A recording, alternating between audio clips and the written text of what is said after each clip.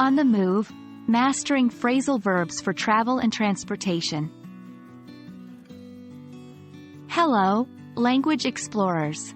Today, we're going to delve into an essential part of mastering English, phrasal verbs.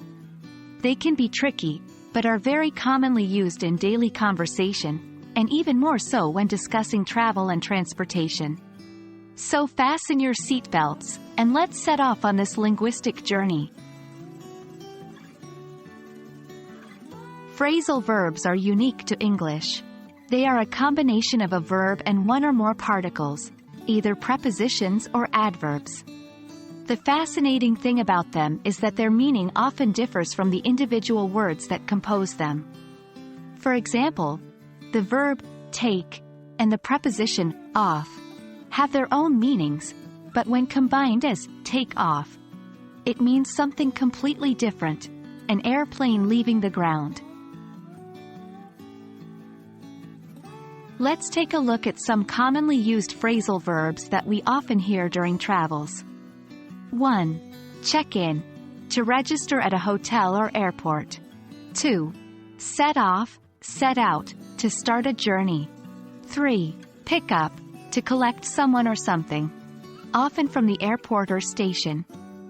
4. Drop off, to leave someone or something at a particular place. 5. Get on, to enter or board, a bus, train, airplane, etc. 6.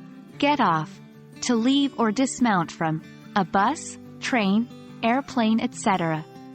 7. Take off, when an airplane leaves the ground and starts flying. 8. Land, when an airplane touches the ground after flying. Understanding is one thing, but the best way to learn is through practice. Here are these phrasal verbs used in context. 1. I need to check in at the hotel before 6 p.m. 2. We will set off for our trip early tomorrow morning. 3. Could you pick me up from the airport tomorrow? 4. I need to drop off these packages at the post office. 5. Make sure to get on the right bus. 6.